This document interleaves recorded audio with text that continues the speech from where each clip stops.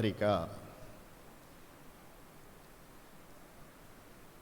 మీరు చదువుకున్న వారైతే అందరూ కూడా తప్పక బైబిల్ తీయాలి. మొదటి అధ్యాయము 11వ వాక్యాన్ని మీరంతా తీసుకొని చూడండి. నేను చదువుతాను. ఏముందంటే అక్కడ, మీరు స్థిరపడవలెనని, ఆ మాట అక్కడ వ్రాయబడి ఉంది. ఏమండి చెప్పండి, ఏమని? మీరు స్థిరపడాలి అని. మీరు స్థిరపడాలి అని రాయబడి ఉంది దేవుని వాక్యంలో. మంచి మాట. స్థిరపడాలి. మనం ఎక్కడ స్థిరపడాలి? ఏ విధంగా మనం స్థిరపడాలి? స్థిరపడితే మన జీవితంలో కలిగే ప్రయోజనాలు ఏమిటో, స్థిరపడకపోతే నష్టాలేంటో దేవుని వాక్యం ద్వారా ఈరోజు మనం తెలుసుకోబోతున్నాము. మీరు స్థిరపడాలి అని దేవుని వాక్యం ఎందుకు చెబుతుందంటే, కొందరి జీవితంలో స్థిరం అనేది ఉండదు. స్థిరం ఉండదండి. స్థిరం లేకపోతే, స్థిరత్వం అనేది లేకపోతే చాలా నష్టం. స్థిరపడితే చాలా సంతోషము, ఆశీర్వాదము. ఎవరైనా మీలో చెప్తూ ఉంటారు, మీ బిడ్డలు గాక ఉద్యోగానికి వెతుక్కుంటూ ఏది ఉపాధి లేక ఏదైనా ప్రయత్నాలు చేస్తూ ఉంటే ఏమని చెప్తారు? బిడ్డలు స్థిరపడాలని కోరుకుంటారు కదండి. ఒక ఉద్యోగంలోనో ఏదైనా ఒక మంచి వ్యాపారంలోనో స్థిరపడాలని ప్రతి తల్లి తండ్రి కోరుకుంటారు. అలా పిల్లలు జీవితాలు స్థిరపడితే తల్లిదండ్రులు చూసి సంతోషిస్తారు. అలాగే మనము కూడా దేవుని బిడ్డలమైన మనము స్థిరపడాలి అని దేవుడు కోరుకుంటారు. మరికొందరికేమో స్థిరం అనేది ఉండదు, తిరుగుతూ ఉంటారు గాలికి, స్థిరం ఉండదు. చివరికి దానివల్ల కన్నవారికి సంతోషం లేక, ఉన్నవాళ్ళకి ఆనందం లేక, వాళ్ళ జీవితాలు కూడా బాగోలేని పరిస్థితులు వస్తాయి, పాడవుతాయి. అందుకని స్థిరపడటం అనేది చాలా అవసరమండి.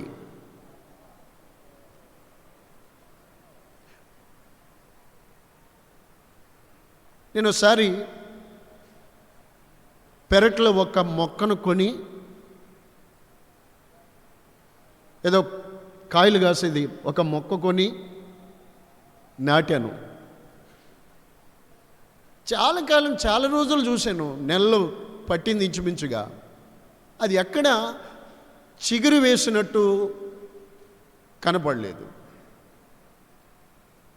ఏరు పట్టినట్టు అనిపించలేదు చూస్తూ ఉంటే. నేను అనుకున్నాను, ఒకవేళ ఇక్కడ నేల సారం లేదేమో, లేదా నీడ అయిపోయిందేమో, ఇలా ఏదైనా అనుకుని ఈ రోజు నేను దాన్ని మళ్ళా తవ్వి పైకి తీశాను.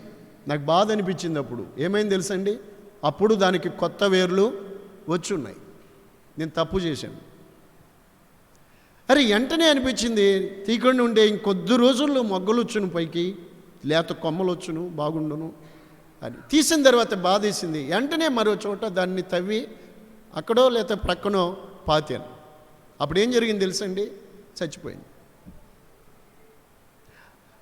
అలాగే అక్కడే అది స్థిరపడిస్తే బాగుండేది. మన జీవితాలు కూడా ఇలాగే ఉంటాయండి. అందుకని దేవుని ప్రజలమైన మనము స్థిరపడాలి. ఎక్కడో ఏ విధంగానో దేవుని వాక్యంలో నుంచి కొన్ని మాటలు మనం చదువుకుందామండి. అపోస్తుల కార్యాలు 16వ అధ్యాయము 5వ వాక్యములో సంఘములు విశ్వాసమందు స్థిరపడుచుండెను. నోట్ చేయండి ఆ మాట. సంఘములు విశ్వాసమందు స్థిరపడుచుండెను. విశ్వాసమందు స్థిరపరచబడుతూ ఉండాలి, స్థిరపరచబడాలి. కదలకూడదిక, స్థిరపరచబడిపోవాలి. దేవుని యందలి విశ్వాసములో పాతబడాలి. ఇంకొక మాట చూడండి, ఫిలిప్పీ పత్రికలో 4వ అధ్యాయము 1వ వాక్యము, ప్రభువునందు స్థిరులై ఉండుడి. కదండి, ఎక్కడ మనము స్థిరపడాలి? ప్రభువునందు. మాట్లాడండి. ప్రభువునందు ఇక స్థిరపరచబడాలి. Praise the lord. మొదటి తెస్సలోనికైలకు రాసిన పత్రికల్లో 3వ అధ్యాయము 8వ వాక్యములో కొంచెం కిందకి చూస్తేనండి, దైవజనుడైన పౌలు తెస్సలోనికైలో ఉన్న సంఘాన్ని గూర్చి, వారిని గూర్చి చెబుతూ అంటారు, మీరు స్థిరపరచబడితిరా, మేమును మీతో కూడా మేమును బ్రతికినట్టే. ఎప్పుడు చెప్పండి? ప్రభువునందు మీరు స్థిరముగా నిలిచితిరా, మేమును బ్రతికినట్టే, లేకపోతే చచ్చినట్టే. అంతే కదండి. మీరు ప్రభువునందు స్థిరముగా నిలిచితిరా, మేమును బ్రతికినట్టే. మేము బ్రతికినట్టే అంటే మీరు బ్రతికినట్టే. మేమును అంటే మీరును, మీతో పాటు మీకు సేవ చేసి బోధించి మిమ్మల్ని ప్రభువులోకి నడిపించిన మేమును బ్రతికినట్టే. స్థిరపరచబడకపోతే మీరు చచ్చినట్టే, మేము చచ్చినట్టే. అందుకని ప్రభువునందు స్థిరపరచబడాలి.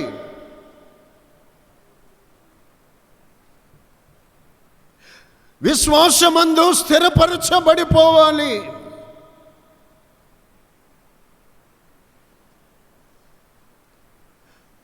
ఏది ఏమైనా స్థిరత్వము ప్రభువునందు, విశ్వాసములో, సంఘ సహవాసములో, ఉన్నతమైన ఉపదేశాలలో మనము స్థిరపరచబడిపోవాలి. అలా స్థిరపరచబడితే, అలా స్థిరపరచబడిన వారి జీవితాలు ఎలా ఉంటాయో చూడండి. దేవుని వాక్యాన్ని చదువుకుందాం.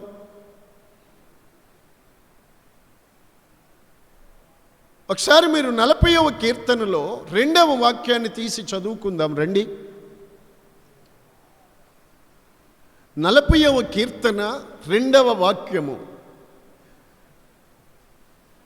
నాశనకరమైన గుంటలో నుండి, జిగటగల దొంగ ఊబిలో నుండి ఆయన నన్ను పైకెత్తెను. తర్వాత మాట చూడండి, నా పాదములు బండ మీద నిలిపి నా అడుగులు స్థిరపరిచెను. ఈ మాటలు దావీదు చెప్పారు. భక్తుడైన దావీదు చెప్పిన మాటలు ఈ మాటలు. ఒకప్పుడు ఆ దావీదు నాశనకరమైన గుంటలో పడిపోయి ఉన్నారు. ఆ నాశనకరమైన గుంటలో ఏముందో తెలుసండి? జిగటగల దొంగ ఊబుంది. ఊబిలా కనిపించదు, దొంగ ఊబి అంటారు దాన్ని. ఊబిలా కనిపించదు, మంచిగానే అనిపిస్తుంది. అడుగు పెడితే వదిలిపెట్టదు, ఇక పైకి రానివ్వదు. కిందకే కానీ పైకి రానివ్వదు. దావీదు చెప్పాడండి ఈ మాట, నాశనకరమైన గుంటలో నుండి, జిగటగల దొంగ ఊబిలో నుండి నన్ను ఆయన పైకెత్తారు. ఆయన ఎత్తకపోతే అందులోనే నాశనమైపోయేవాడిని. ఏమిటండి ఈ నాశనకరమైన గుంట?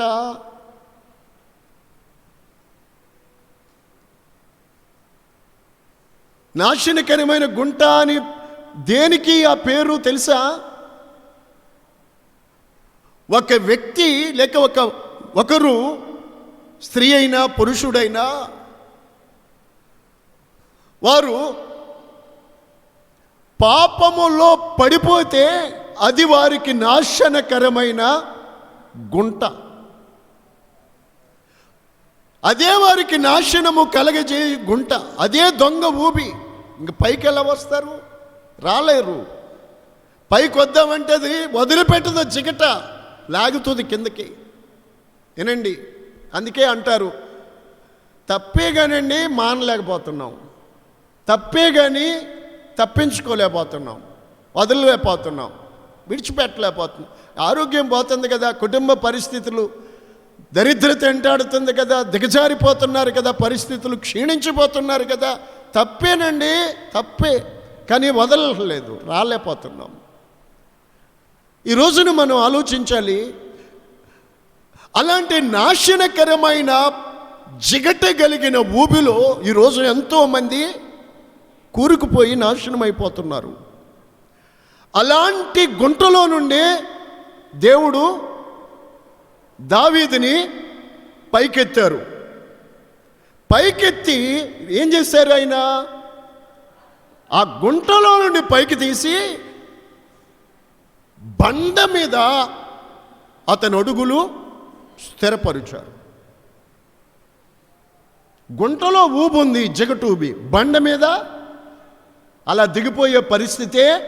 నిన్ను దిక్కుండా చేసేదే బండ, పైకెత్తేది బండ, పైకి చూపించేది బండ. బండ మీద స్థిరపరచబడ్డాను అని దావీదు చెప్పాడు. చూసారండి, దేవుడు చేసే గొప్ప కార్యం ఇదే. నాశనకరమైన గుంటలో నుండి మనం కూడా దావీదు వలె, ఒకప్పుడు నేను నాశనకరమైన గుంటలో ఉండేవారిమి, పాపములో ఉండేవారిమి. ఆయన మనల్ని అందులో నుండి, యేసయ్య మనల్ని పైకెత్తారు. ఆయన బాహుబలము చేత, ఆయన దయా దాక్షిణ్యము చేత, ఆయన కృప చేత. ఆ నాశనకరమైన గుంటలో ఉంటే నశించిపోయేవాళ్ళమే, అందులోంచి పైకెత్తి నా అడుగులైన బండ మీద స్థిరపరిచారు. బండ అనగా మనకు తెలుసు, యేసు క్రీస్తు అనే బండ. ఆ బండ మీద స్థిరపరిచారు. హల్లెలూయా. చూడండి, ఇంకొక మాట, నాశనకరమైన గుంటలో నుండి ఉంటే నాశనమైపోయేవారే. నాశనం చేసేది కనుకే ఆ గుంటకి నాశనకరమైన గుంట అని పేరు. బాగినాలి. పాపం మొట్టమొదటిగా మనిషి జీవితంలో చాలా ఇంట్రెస్ట్గా ఉంటుంది, ఇంట్రెస్ట్గా ఎంటర్ అవుతుంది, సరదాగా ప్రారంభమవుతుంది. ఆ తర్వాత నీ చావును చూస్తుంది, అది నీ నాశనాన్ని చేసి చూపెడుతుంది. అది ఏ రకమైన పాపమైనా కానివ్వండి. అలాంటి గుంటలో నుండి పైకి తీయబడిన తర్వాత, గుంటలో నుండి పైకొచ్చిన వ్యక్తి ఖచ్చితంగా బండ మీద స్థిరపరచబడడం అనేది అవసరం. ఎందుకని? స్థిరపరచబడకపోతే మరలా అదే గుంటలో పడిపోతావు కనుక స్థిరపరచబడాలి. మీరు ఇంకొక వాక్యం చదువుకుందాము, వెళ్దాము రండి. 17వ కీర్తనలో 5వ వాక్యము.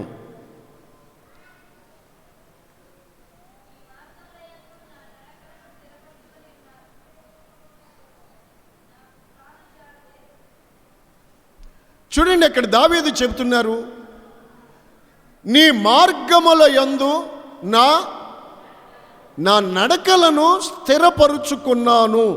ఎంత గొప్ప మాట చూడండి ఆ వచనం. నీ మార్గముల యందు నా నడకలను, వినాలి, నా నడకలను నీ మార్గములలో స్థిరపరుచుకున్నాను, కావున నా అడుగులు జారలేదు. ఎందుకు జారుతాయి? జారవు.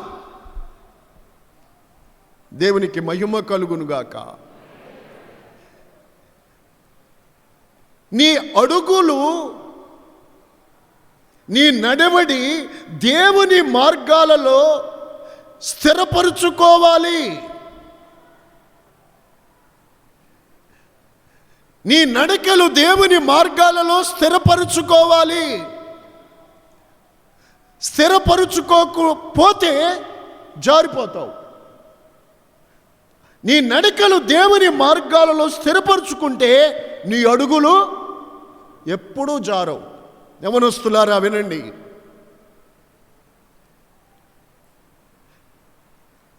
మీ నడవడిని ఆయన మార్గాలలోనే స్థిరపరచుకోవాలి.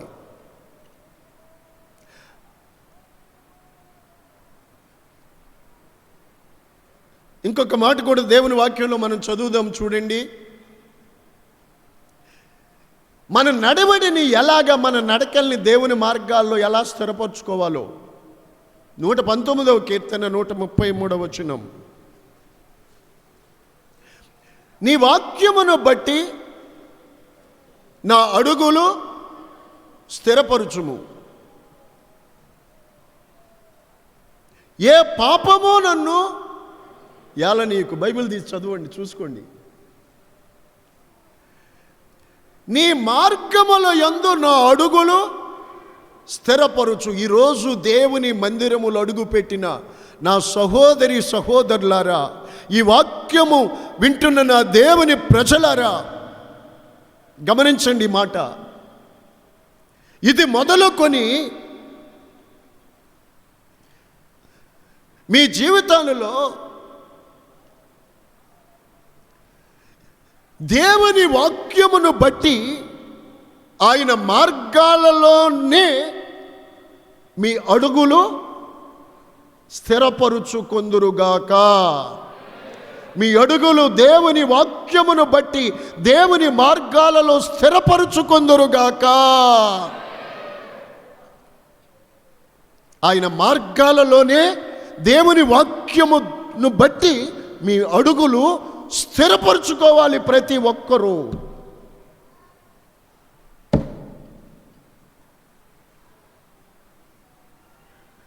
అలాగ మీ అడుగులు స్థిరపరుచుకుంటే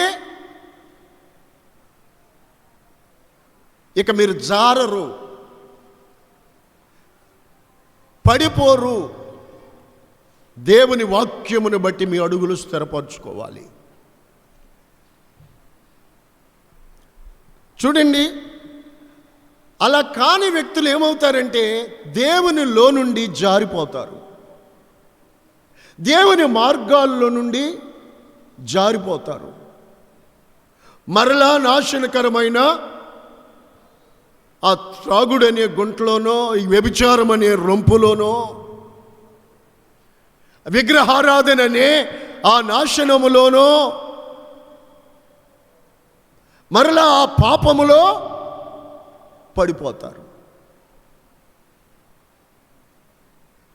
కనుక దేవుని ప్రజలైన వారు దావీదు వలె స్థిరపరచబడాలి.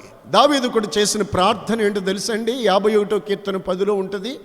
దేవా, నా యందు ఒక స్థిరమైన మనస్సు నూతనంగా నాకు కలగచేయి, నన్ను పుట్టించు, నాలో స్థిరమైన మనస్సు.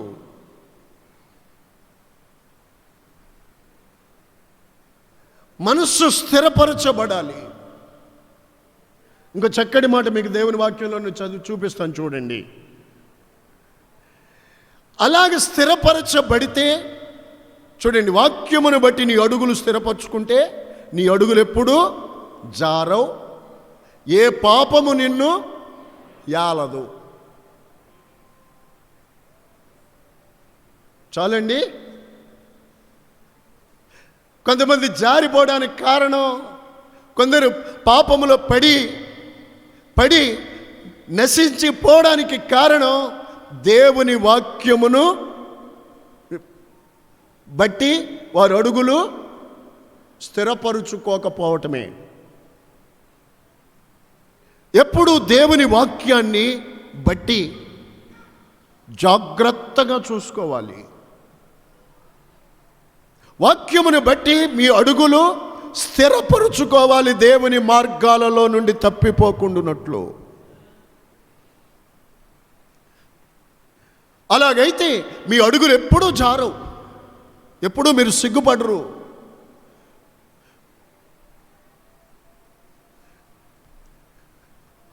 ఇంకో మాట మీకు దేవుని వాక్యంలో నుండి తెలియజేస్తాను. హృదయాలు తెరిచి ఈ గొప్ప సంగతులు మీ జీవితాలకి ప్రయోజనకరమైనటువంటి మాటలు, దేవుని మాటలు మీ హృదయాల్లో నింపుకోండి. యోబు గ్రంథం 11వ అధ్యాయము 13 నుండి 17వ వచనం వరకు నోట్ చేయండి. ఆ మాటలు మనం చూద్దాం రండి. నీ మనస్సు తిన్నగా నిలిపిన ఎడల, నీ చేతులు ఆయన వైపుకు చాపిన ఎడల, పాపము నీ చేతిలో ఉండుట చూచి దానిని విడిచిన ఎడల, దుర్మార్గతని నీ గుడారములో నుండి కొట్టివేసిన ఎడల, నిశ్చయముగా నీవు నిర్దోషివై సంతోషించదవు, నిర్భయుడవై నీవు స్థిరపడి ఉంటావు. స్తోత్రం చెప్పండి అయ్యా. 17వ వచనంలో చూడండి. అప్పుడు నీ బ్రతుకు, ఎంత గొప్ప మాట. పెన్నుంటే మీ చేతులు ఆ వాక్యం కింద గీత కొట్టండి, అండర్లైన్ చేసుకోండి. అప్పుడు నీ బ్రతుకు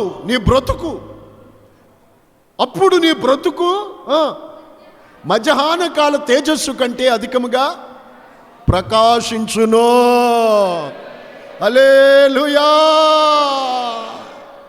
ఎప్పుడు నీ బ్రతుకు మధ్యాహ్న కాల తేజస్సు కంటే అధికంగా ప్రకాశిస్తుంది. అప్పుడు అన్నారు కదా. అప్పుడు అంటే నీ మనస్సు నీవు తిన్నగా నిలిపి. అదిగో వినాలి. కొంతమంది ఉంటారు దొంగ జీవితం చేస్తూ ఉంటారు, దొంగ భక్తి. దేవుళ్ళో ఉన్నట్టే ఉంటారు, దేవుని నామానికి అవమానం తెస్తూ ఉంటారు.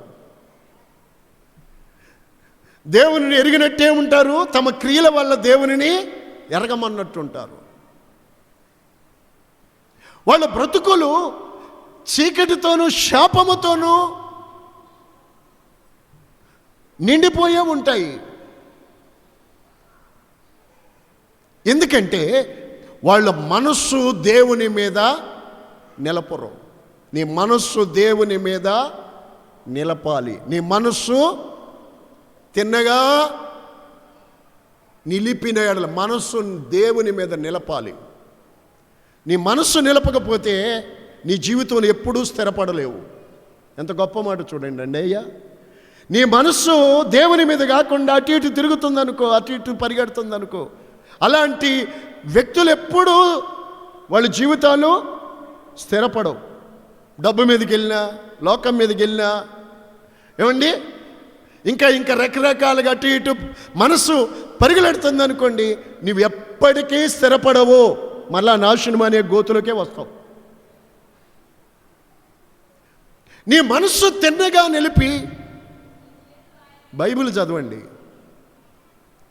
మనస్సు తిన్నగా నిలపాలి. 2, నీ చేతులు ఆయన వైపుకు చాపాలి.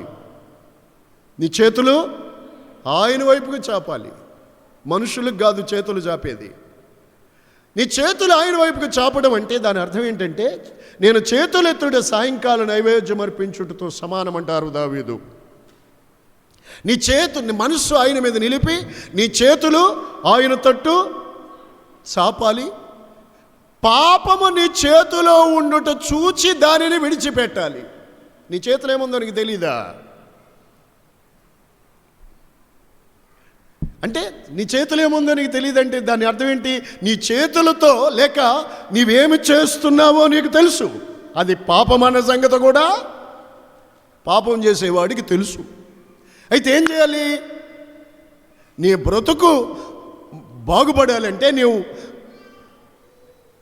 నీ బ్రతుకు మధ్యాహ్న కాల తేజస్సు కంటే అధికంగా ప్రకాశించాలి అంటే నీ మనస్సు తిన్నగా నిలుపుకొని దేవుని మీద నీ చేతిలో ఉన్న పాపాన్ని నీవు విడిచిపెట్టి నీ గుండెల్లో ఉన్న దుర్మార్గతని కొట్టివేసినట్లయితే నిశ్చయముగా నీవు నిర్దోషివయ్యి నీవు సంతోషించగలుగుతావు. నీ మనస్సు నిలపనంతసేపు, నీ చేతుల్లో ఉన్న పాపము విడిచిపెట్టనంతసేపు, నువ్వు తెల్ల బట్టలు వేసుకున్నా, గాజు బొట్టులు తీసేసినా, దేవుని సన్నిధిలోకి వచ్చినా, పేరు మార్చుకున్నా, బాప్తిసం పొందినా, పాపము నీ చేతిలో ఉన్నంతసేపు నీ బ్రతుకులో నీవు సంతోషించలేవు. నీ జీవితంలో అది నీకు సాధ్యం కాదు. పాపము నిన్ను సంతోషముగా ఉండనీయదు. పాపము ఏ మనిషిని నెమ్మదిగా బ్రతకనివ్వదు. పాపము మనిషికి శాంతిని ఇవ్వదు. పాపము నిన్ను నిత్యము నరక వేదనకు గురి చేస్తుంది.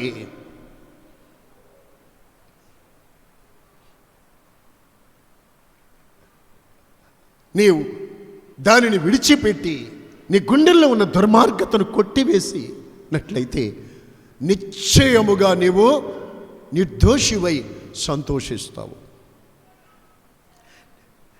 ఏమండి, మీరు ఆలోచించండి. ఈ మాటలు వింటుండగానే మీరు ఆలోచించండి, మీరు ఎందుకు సంతోషించలేకపోతున్నారు? కొందరికి అన్నీ ఉండి సంతోషం లేదే.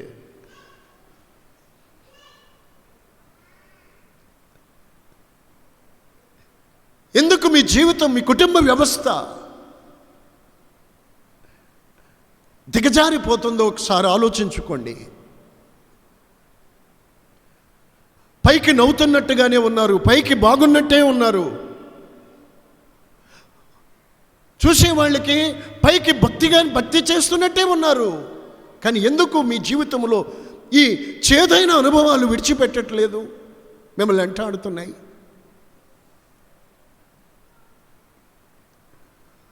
ఈరోజు పరిశుద్ధాత్ముడు చెప్తున్నాడు నీతోనే, నీ చేతిలో ఉన్న పాపాన్ని నీ విడిచిపెట్టుటలేదు. నీ చేతులతో చేస్తున్న పాపాన్ని నీ విడిచిపెట్టాలి.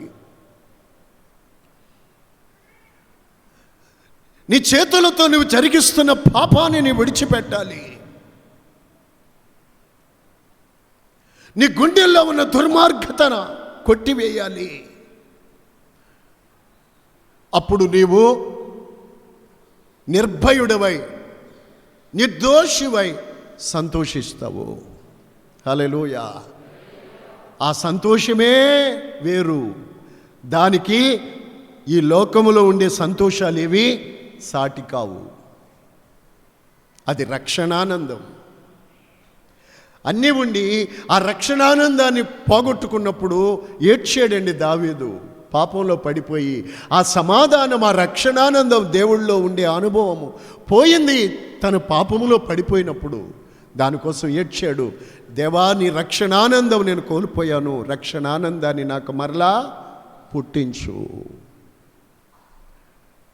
నా దేవుని ప్రజలారా, అలాగ నువ్వు చేసినట్లయితే అప్పుడు నీవు స్థిరపడి. ఎంత మంచి మాట!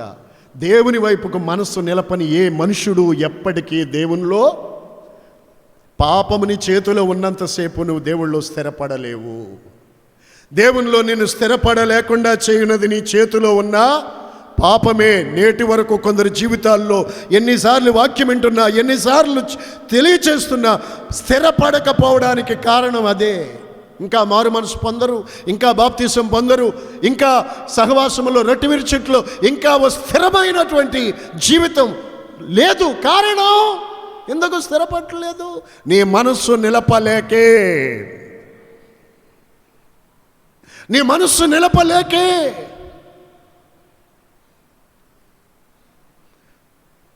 నీ మనస్సు తిన్నగా నిలపాలి.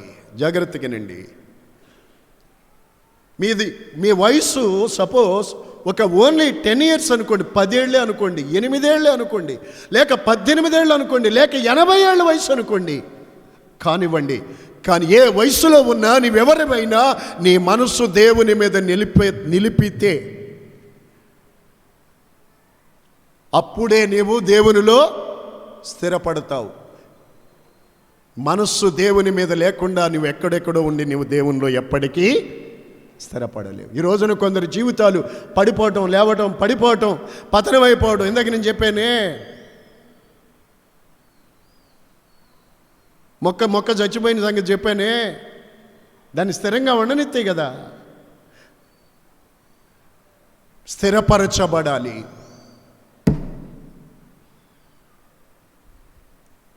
అలా దేవుని పరిశుద్ధతలో, దేవుని యందలి విశ్వాసములో,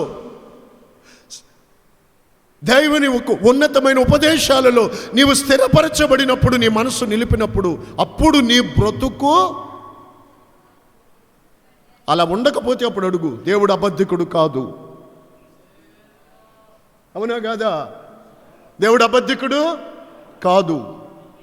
అప్పుడు నీ బ్రతుకు మధ్యాహ్న కాల తేజస్సు కంటే అధికముగా నీవు ప్రకాశిస్తావు. చెప్పండి అందరూ గట్టిగా హల్లెలూయా చెప్పండి. అప్పుడు నీవు మధ్యాహ్న కాల తేజస్సు కంటే అధికముగా నీ బ్రతుకు ప్రకాశిస్తుంది స్థిరపడినప్పుడు. ఆమేన్, హల్లెలూయా. అందుకే విశ్వాసుల యొక్క జీవితంలో మొట్టమొదటిగా దావీదు గురించి చెప్పాను. ఆ గుంటలో నుండి పైకొచ్చిన తర్వాత స్థిరపరచబడ్డారు. స్థిరపరచబడిన తరువాతే జీవితాలు ప్రకాశమానముగా మారతాయి. స్థిరపరచబడకుండా దేవుని యందలి విశ్వాసములో పరిశుద్ధతలు ఉపదేశం స్థిరపరచబడకుండా జీవితాలు, మీ బ్రతుకులు ప్రకాశమానముగా ఎప్పటికీ మారవు. మరొక మాట కూడా దేవుని వాక్యంలో నుండి మీకు తెలియజేస్తాను. చదువుకుందామా? 2 పేతురు 3వ అధ్యాయము 16వ వచనములు ఏముందంటే, కింద చదవండి. విద్యా విహీనులు, అస్థిరులను, తక్కిన లేఖనములను అపార్థము చేసుకొనుచు తమ స్వకీయ నాశనమును కోరుకొందురు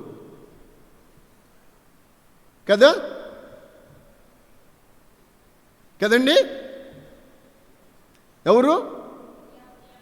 విద్యావిహీనులు, బుద్ధి లేని వాళ్ళు. అస్థిరులైన వారు అంటే స్థిరత్వము లేనివారు, దేవునిలో స్థిరపడని వారు ఏం చేస్తారట? లేఖనాలని తమ కొరకు అనుకూలపరుచుకుంటారంట. లేఖనాలు తమ కొరకు అనుకూలపరుచుకుంటారు అంటే ఎలాగా? లేఖనాలు తమ కొరకు వాళ్ళు అనుకూలపరుచుకుంటారు అంటే ఎలాగా? తిమోతి పత్రికలో పౌలు తిమోతికి చెప్తారు, నీ కడుపు జబ్బు నిమిత్తము ఇక మీదట నీళ్లే గాక కొంచెముగా ద్రాక్షారసము పుచ్చుకొనుమని ఉంది. లేఖనాల్ని తమ కొరకు వంకరపరుచుకుంటారు, వక్రీకరించుకుంటారు.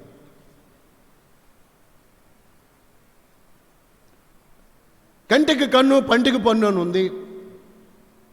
ఇలాగా అనుకూలపరుచుకుంటారు కొందరు. ఎవరు?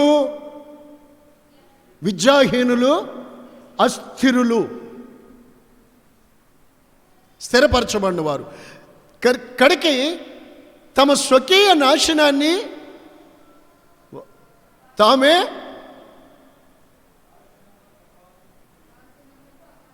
నాశనానికి పాత్రులు అవుతారు. ఎవరు? అస్థిరులైన వాళ్ళు. అంటే తెలిసిన దేవుని వాక్యాన్ని అనుకూలపరుచుకొని వక్రీకరించుకొని అపార్థం చేసుకుని దేవునిలో స్థిరపడకుండా అస్థిరులుగా ఉంటారు చూసారండి. వాళ్ళు ఏమవుతారు? తమ స్వకీయ నాశనాన్ని వాళ్ళు కోరుకుంటారు. సొంతంగా వాళ్ళ నాశనాన్ని వాళ్ళే తవ్వుకుంటారండి, చేసుకుంటారండి. అందుకే ఇర్మియాలో దేవుడు చెప్తారు, నీ నాశనానికి నీవే పాత్రుడివి. ఎందుకని? ఇన్ని తెలిసినా నీవు దేవునిలో స్థిరపడలేదు గనుక. నాకు తెలిసి నేను ఒక ఆయన గురించి గుర్తు చేసుకుని చెప్తున్నాను. వెనకటికి మన సహవాసానికి ఒక కుటుంబం వచ్చేవారు. నడి వయసు దాటి ఉంటుంది. ఆయన ఒక 50 ఏళ్ళు పైబడి ఉంటాయి వారికి. ఒకప్పుడు భయంకరమైన త్రాగుబోతండి, చేదస్థం మనిషి. చెట్టు చుట్టూ తిరిగి, పుట్ట చుట్టూ తిరిగి, ఎక్కడ పడితే అక్కడికి వెళ్ళి ఈ విగ్రహారాధనలు ములుగు తేలేవారు. కుటుంబము వ్యవస్థ పాడైన తరువాత వారు ఎలాగనో దేవుని గురించి విని తెలుసుకొని సహవాసానికి రావడం ప్రారంభించారు. ఏనండి, ఆ తర్వాత ప్రభువుని తెలుసుకొని ఆ నాశనకరమైనటువంటి ఆ విగ్రహారాధన సంబంధమైన వాటిలో నుండి, భయంకరమైన తాగుబోతండి వాటిల్లో నుండి మొదలుకొని బాప్తిసం కూడా ఓ రోజు తీసుకున్నారు. చాలా సంతోషం. అలాగే కొద్ది రోజులు జీవితాన్ని నడిపించుకున్న తర్వాత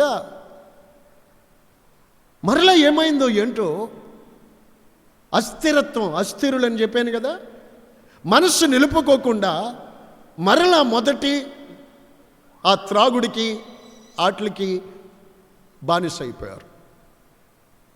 ఇక ఇంట్లో ఏది దొరికితే అది అయినగాడికి ఎక్కడో పెట్టడం, తాగటం, కడికి ఒళ్ళంతా దెబ్బలు, చినిగిన బట్టలు, దేహంలో గాయాలు. ఆ పరిస్థితి చూసి ఒకప్పుడు పరిశుద్ధుడిగా బ్రతికిన వ్యక్తి, బైబిల్ తీసుకుని దేవుని సన్నిధికి వచ్చిన వ్యక్తివి ఈ రోజున ఇలా అయిపోయావు అని చెప్పి నేను కొన్నిసార్లు అతన్ని ఎదుర్కొని, ఇలా చూడండి, కొన్నిసార్లు అతను నేను చూసి తరించలేక అతన్ని కలుసుకుని, తప్పయ్యా దేవుణ్ణి విడిచిపెట్టి ఎందుకు ఇలా అయిపోయావంటే అతను ఏవో సాకులు చెప్పాడు. మనసు నిలుపుకోలేక పడిపోయారు. సాకులు చెప్పాడు. నేను అక్కడికి నేను చెప్పి బ్రతిమలాడాను, నా మాటిను. వెలిగించబడ్డావు, నాశనకరమైన గుంటలో నుండి దేవుడు నిన్ను పైకి తీశాడు, నీ మనసు దేవుని మీద నిలుపుకోవాలి చెప్పానండి. వినలేదు. ఓ రోజు కూటంలో ఉన్నాను, నాకు ఫోన్ వచ్చింది. పలానా వ్యక్తి తన్ను తానే చివరికి కుటుంబంలో మనశ్శాంతి లేక ఆత్మహత్య చేసుకుని చనిపోయాడని నాకు ఫోన్ వచ్చింది. అస్థిరులైన వారు తమ స్వకీయ నాశనాన్ని కోరుకుంటారు. బాగినాలే. గనుకనే నాశనకరమైన గుంటలోనున్న నిన్ను ప్రభువు పైకి తీశాడు. నీవు దేవునిలో విశ్వాసములో బండ మీద నీ అడుగులు స్థిరపరుచుకోవాలి. ఆయన వచ్చే వరకు నా కుమారుడా రండి, నా కుమార్తె అని ప్రభువు నిన్ను పిలిచే క్షణం వరకు కూడా ఏది ఏమవనివ్వండి, ఒళ్ళంతా కురుపులే అయినా, కుక్కలే నాకినా, దరిద్రతే వచ్చినా, ఏది ఏమవనివ్వండి, ఆయన యందు మనము స్థిరపరచబడాలి. బండ మీద స్థిరపరచబడితే ఇక నిన్ను కదిపేవాడే ఉండడు. బండను కదిపితే కదా నువ్వు ఊగుతావు. బండను కదపగలిగింది ఎవరు లేరు కనుక నీవెప్పటికీ పడవు. వాక్యమును బట్టి అడుగులు స్థిరపరచుకోవాలి. ఏనండి, యేసుక్రీస్తు బోధించిన బోధ, వాక్యాన్ని బట్టి మీ అడుగులు ప్రతి విశ్వాసి మీ అడుగులు స్థిరపరచుకోవాలి. విశ్వాసములోను పరిశుద్ధతలోను ప్రభువునందు మీరు స్థిరపరచుకోవాలి. నేనెంతకాలం నేను కూడా ఉండి లేవదీస్తాను? నేను నీతో ఉండి ఎంతకాలం నీకు అలాగిలాగని ఎంతకాలం మరలా పునాది మీకు వేయవలసి వస్తే అది సరికాదు. స్థిరపరచుకోవాలి. నీవు స్థిరపడితే ప్రభువులో నీ జీవితం ఎలా ఉంటుందో తెలుసండి. ఈరోజు నోట్ చేసుకోండి. ఈరోజు దేవుని యందలి విశ్వాసముతో వాక్యాన్ని బట్టి చెబుతున్నాను. 2020వ సంవత్సరం డిసెంబర్ నెల ఎంత 13వ తారీఖు, ఈ తారీఖుని చెప్పారు ఈ వాక్యం అని గుర్తుపెట్టుకోండి. నీ మనస్సు దేవుని మీద నిలుపు. నీ చేతిలో ఉన్న పాపాన్ని నీ విడిచిపెట్టు. నీ గుండెల్లో ఉన్న దుర్మార్గతని కొట్టివేయి. అప్పుడు నీ బ్రతుకు మధ్యాహ్న కాల తేజస్సు కంటే అధికంగా ప్రకాశించుతుంది. నిశ్చయముగా నీవు నిర్భయుడవై స్థిరపడతావు. స్థిరపడిన తర్వాత నీ బ్రతుకు ఇలా మారుతుంది. ఇంకొక వాక్యం మీకు తెలియజేయాలని కోరుకుంటున్నాను. అస్థిరులుగా ఉండకూడదండి. కొన్నాళ్ళు విశ్వాసిగాను కొన్నాళ్ళు పిశాసిగాను ఉండకూడదు. కొన్నాళ్ళు పరిశుద్ధుడిగాను ఆ తర్వాత కొన్నాళ్ళు ఇంకోలాను ఉంటే అదేంటది? స్థిరపడడం అంటే అదా? కానే కాదు. స్థిరపడాలంతే. మీరు చూడండి, మాట చెప్తాను. మొదటి పేతురు పత్రికలో 5వ అధ్యాయము తీయండి.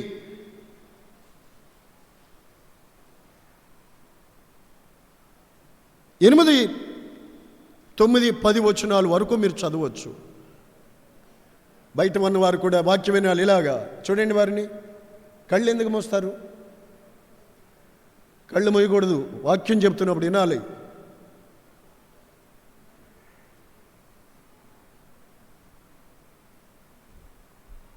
నీ కళ్ళు మూతలు పడుతున్నాయి అంటే వాక్యం వినకుండా దుష్టుడు క్రియ చేస్తున్నాడేమో గమనించుకోవాలి.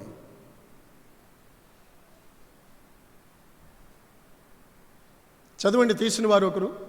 మొదటి పేతురు 5, 8, 9, 10.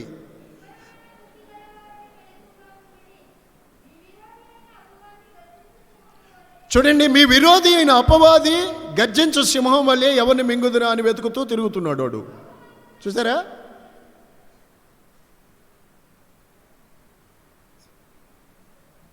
మీ విరోధి ఎవరు? మీ విరోధి మీ ఇంటి పక్క వాళ్ళు కాదు. మీకు విరోధులు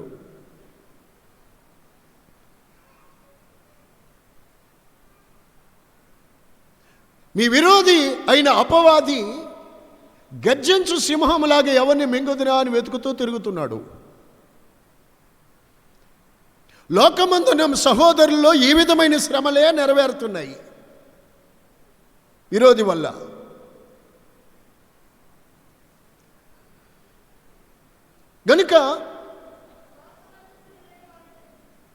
గనుక విశ్వాసమందు స్థిరులై వానిని ఎదిరించండి. ఒకటి, విశ్వాసమందు నువ్వు స్థిరపరచబడాలి. దేవుని వాక్యమును బట్టి నీ అడుగులు స్థిరపరచుకోవాలి. విశ్వాసమందు నువ్వు స్థిరపరచబడినప్పుడు నీ బ్రతుకు మధ్యాహ్న కాల తేజస్సు వలె ప్రకాశిస్తూ ఉంటుంది.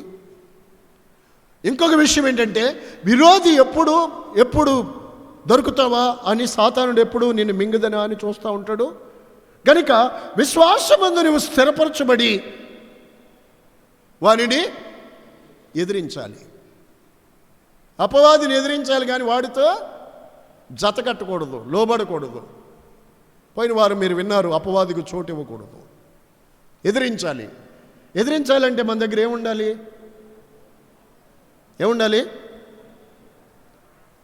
సరిగ్గా చెప్పండి. ఎఫెసీ పత్రిక 6:11 ఉంది చూడండి. మీరు అపవాది తంత్రములను ఎదిరించుటకు దేవుడిచ్చు సర్వాంగ కవచమును. చెప్పండి అయ్యా, వెనకల వారు కూడా చెప్పండి. దేవుడిచ్చు సర్వాంగ కవచమును ధరించుకోవాలి. అప్పుడు అపవాది యొక్క తంత్రాలన్నిటినీ మీరు ఎదిరించగలుగుతారు. లేకపోతే వాడు మింగుతాడు. వాడు మింగటమే వాడి పని, మింగుతూ ఉంటాడు వాడు. ఎందరిని మింగాడో, ఎందరు ఆడు కడుపులో పెట్టుకున్నాడో. కనుక నిన్ను దేవుడు వాక్యం హెచ్చరిస్తుంది మనల్ని, మీరు విశ్వాసమందు ఇక స్థిరపడి, మీ దగ్గరికి వాడు వచ్చాడు అనుకో నిన్ను మింగుదామని, నువ్వేం చేయాలి? ఈరోజు నాకు వాక్యం తెలిసింది, ప్రభువు నాకు హెచ్చరించారు, ఇక నీకు నేను లోబడను అని నీ వాడిని ఈ రోజు నుంచి ఎదిరించు. మళ్ళీ వాడి కుర్చీ ఎక్కు అక్కో, అపవాది కుర్చీ వేయక ఆహ్వానించుకో, గో బ్యాక్ అని చెప్పు. సాతానుడా నన్ను విడిచి వెనక్కు పొమ్మని ఆజ్ఞాపించు. నీ జీవితంలోకి వాడిని ఎంటర్ చేయనికు, రానివ్వకు.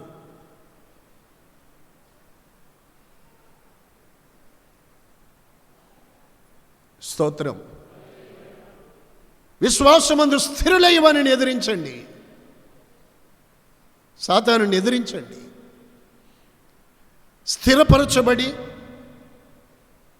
నువ్వు స్థిరపరచబడి అపవాదిని ఎదిరించాలి. నువ్వు స్థిరపరచబడి నీ బ్రతుకు ప్రకాశించాలి. స్థిరపడి అపవాదిని చెప్పండి ఎదిరించాలి, లోబడకూడదు. చూడండి, ఒకసారి మొర్దెకాయిని జ్ఞాపకం చేస్తాను. అందరూ హామానికి సాగిలపడి నమస్కారం చేస్తున్నారు. మొర్దెకాయి యూదుడిని గనుక నేను ఆ పని చేయను అని చెప్పారు కదండి.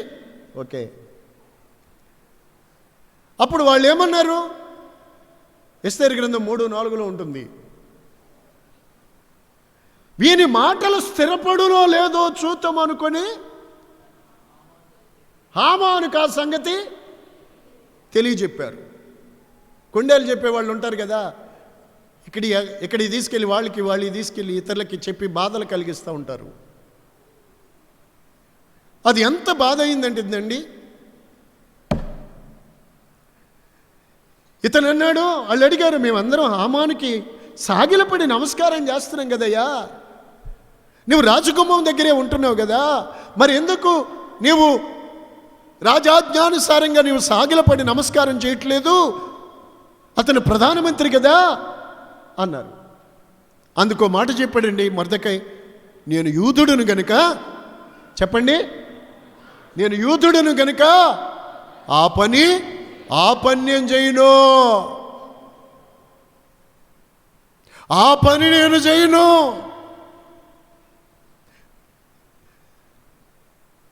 నీ దేవుడైన యెహోవాకే సాగిలపడి నమస్కారం చేయాలి. వేరొక దేవుడు నీకు ఉండకూడదు, వేరొక రూపానికి నీవు సాగిల పడకూడదు. దేవుని వాక్యాన్ని బట్టి మొర్దెకాయి తన అడుగులు దేవునిలో విశ్వాసములో స్థిరపడి ఉన్నాడు. తనకొచ్చింది శోధన రోజు. హామానికి ఈ మాటలు స్థిరపడతాయా లేదా అని చెప్పారు. కొంతమంది మాట అంటారు కానీ మాట స్థిరం ఉండదు, నమ్మలేం. మీరు బాప్తిసం తీసుకున్నప్పుడు మాట అంటారు, దేవునికి మాట ఇచ్చారు, నా జీవితం అంతా ప్రభువుతోనే, ప్రభువు కొరకే. యవనస్తులారా, మీ మాటలు స్థిరపరచబడాలి. ఇలా చూడండి, మీ మాట అవునంటే, ఇలా చూడండి, మీ మాట అవునంటే అవును, కాదంటే కాదు. వీటికి మించింది దుష్టుని నుండి పుట్టింది. ఎందుకు పుట్టింది మీకు ఆ బుద్ధి?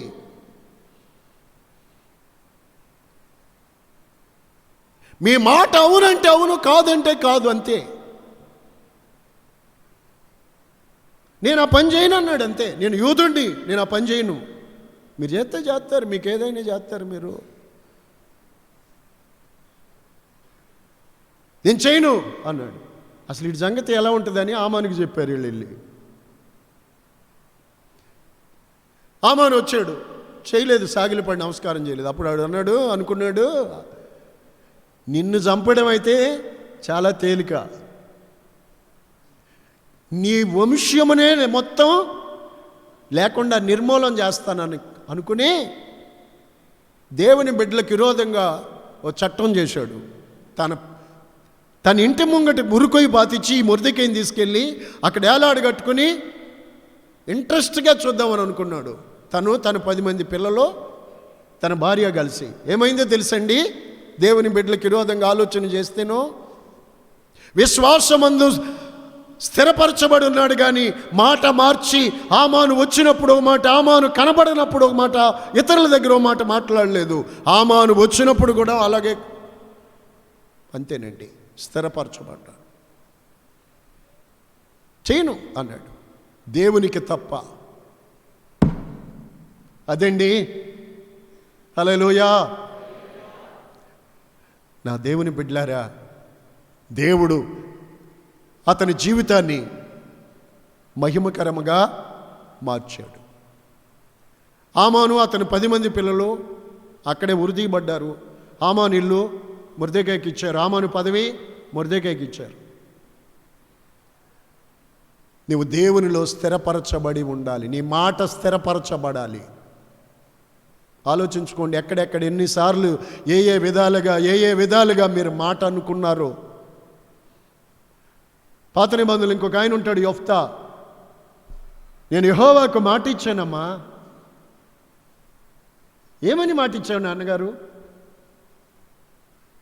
తెలుసా అండి మీకు యొఫ్తా గురించి? యథార్థంగా మీరు ప్రతిరోజు మీరు బైబిల్ చదవాలి. చదువుతున్న వారైతే మీరు దేవుని వాక్య జ్ఞానం కలిగి మీరు ఆశీర్వదింపబడతారు. బలవంతంగా కాదు, హృదయపూర్వకంగా మీరు చదవాలి, తెలుసుకోవాలి, ధ్యానించాలి. క్రైస్తవుని జీవితంలో దేవుని వాక్యము ఉన్నత స్థితికి ఎత్తేది దేవుని వాక్యమే. కానీ దురదృష్టం ఏంటి చెప్పనండి, క్రైస్తవులు దేవుని వాక్యానికి భయపడట్లేదు, వాక్యానికి అది చూచుట్లేదు. నువ్వు వాక్యానికి ఎంత సమయం ఇస్తున్నావు? దినానికి అనకూడదు కానీ 3 పళ్ళాలు సరిపోవు తినడానికి మనకి, ఈ కడుపుకి. కానీ దేవుని వాక్యం చదివారో లేదో తెలియదు.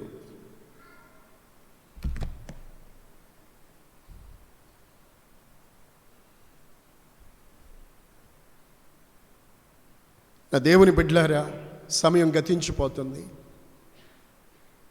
మనం లోకములో మన నటన కూడా గతించిపోతుంది.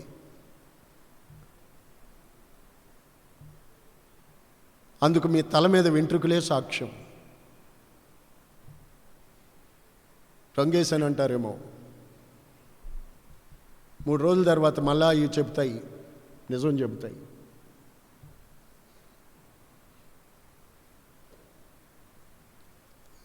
గనుక మీరు గుర్తించాలి, మీ మాట స్థిరపరచబడాలి. దేవునికి ఇచ్చిన మాట స్థిరపరచుకోవాలి. మీ మాట స్థిరపరచబడాలి, మీరు స్థిరపరచబడాలి. అపవాదిని అనయ్య చెప్పండి, అపవాదిని ఎదిరించాలి. ఆఖరి మాట చెప్పి ప్రార్థన చేస్తాను. 2 పేతురు 3:17. దేవుని వాక్యాన్ని కూర్చుకోవడానికి వచ్చిన వాళ్ళు మీరు కూర్చుకోండి దేవుని వాక్యాన్ని. పాళెములో కురిసిన మన్నాని తలొక వామరు ఎత్తుకున్నారు ఇశ్రాయేలీయులు. అంతకంటే శ్రేష్టమైనది దేవుని మనకిచ్చిన ఆహారం.